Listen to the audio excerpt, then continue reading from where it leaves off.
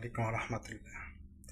বড় বড় প্রতিষ্ঠানগুলোর ক্ষেত্রে আমরা সাধারণত দেখে থাকি যে বাৎসরিক হিসাব নিকাশ না করে তারা সাধারণত কোয়ার্টারলি হিসাব নিকাশ করে থাকে এবং তাদের ফিনান্সিয়াল স্টেটমেন্টগুলো অ্যানালাইসিস করে থাকে কোয়ার্টারলি, এবং তাদের এমপ্লয়ীদের পারফরমেন্স অনেক ক্ষেত্রে তারা কোয়ার্টারলি মান্থলি অ্যানালাইসিস করে থাকে। কেন করে?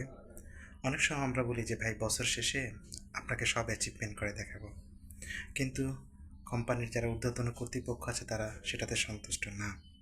কারণ তারা আসলে তাদের যে ইয়ারলি টার্গেট সেটাকে তারা বিভিন্ন ফেজে, মোস্টলি তারা 4টা ফেজে বা সেটা কোয়ার্টারলি বলা হয়, তারা সেটাকে বিভক্ত করেন। আর বইয়ের ভাষায় এটাকে বলা হচ্ছে একটি হাইব্রিড এস্টিমেশন বা ফেজ এস্টিমেশন বলা হয়। হাইব্রিড এস্টিমেশনটা হচ্ছে এরকম যে আপনি প্রথম একটা কোয়ার্টারের জন্য আপনি একটা ডিটেলস এস্টিমেশন করবেন, যে ডিটেল এস্টিমেশনটা আপনার পরবর্তী ফেজে প্রভাব বিস্তার করবে, এবং পরবর্তী ফেজে আপনি পরবর্তী সময়গুলোর জন্য একটা ম্যাক্রো আপনি এস্টিমেশন থাকবে। তারপরে যে কোয়ার্টারে আপনি করবেন সেখানে আপনার একটা ডিটেল এস্টিমেশন থাকবে।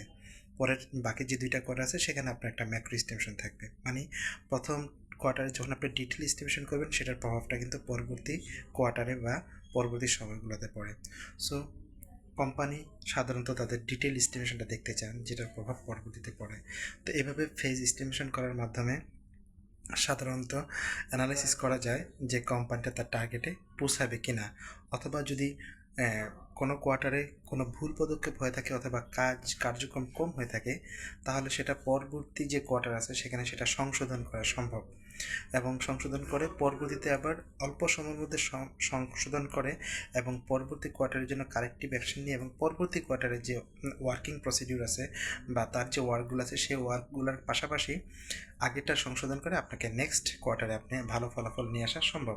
কিন্তু যদি আপনি ফেজ ওয়াইজ সেটা বিভক্ত না করেন, অর্থাৎ পুরো সময়টাকে আপনি যদি একটা ওয়ার্কিং ফেজ ধরেন, অর্থাৎ 1 বছরকে যদি আপনি ওয়ার্কিং ফেজ ধরেন, তাহলে আপনার মধ্যে কী কী ভুল ভ্রান্তি আছে অথবা প্রজেক্টটা কি ঠিক মতো যাচ্ছে কি না সেটা কিন্তু করা সম্ভব না। ফলে রেজাল্টটা হয় আপনাকে পুরোটাই নেগেটিভ আসবে অথবা খুব বড় ধরনের কোনো পজিটিভ রেজাল্ট আসতে পারে। তো এই ক্ষেত্রে আপনাকে নেগেটিভিটি এড়ানোর জন্য সাধারণত কোম্পানিগুলা ফেজ ওয়াইজ এস্টিমেশন করে থাকে, এবং কোয়ার্টারলি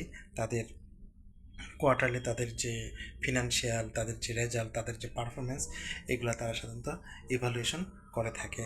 এবং এই ধরনের প্রজেক্টগুলোকে বা এই ধরনের যে এস্টিমেশন করা হয় এটা সাধারণত আগে থেকেই এটা ধারণা করা হয়, এবং এটা একটা প্রচলিত রীতি। বড় বড় একাডেমিশিয়ান, বড় বড় প্রতিষ্ঠান, ইন্টারন্যাশনাল অর্গানাইজেশনগুলো, ন্যাশনাল যে বড় বড় অর্গানাইজেশনগুলো, তারা সাধারণত এটা করে থাকে, এবং এটা একটা প্রচলিত রীতি। এটাকে বলে সাধারণত হাইব্রিড এস্টিমেশন, বা হচ্ছে আমরা যেটা বলি ফেজ এস্টিমেশন। সো এইটাতে অভ্যস্ত হওয়াটাই বেটার, এবং ফেজ ওয়াইজ পারফরমেন্স শো করা এবং ফেজ ওয়াইজ যে টার্গেটগুলো দেওয়া থাকে সেটা অ্যাচিভমেন্ট করাটাই টার্গেট থাকে। তারপরেও কিছু কিছু ক্ষেত্রে যেটা রেজাল্ট বাৎসরিক আসে সেই ক্ষেত্রে সেটা ফুটনোটে সেটাকে শো করতে হবে, তাহলে সেটা কর্তৃপক্ষের যথাযথ দৃষ্টিগোচরে আসবে। সো আশা করি কেন কোম্পানিগুলো কোয়ার্টারলি তাদের পারফরমেন্স এভালুয়েশন করে থাকে সেই বিষয়টা আমরা পরিষ্কার করতে পারলাম। ধন্যবাদ। আসসালামু আলাইকুম রহমতুল্লাহ।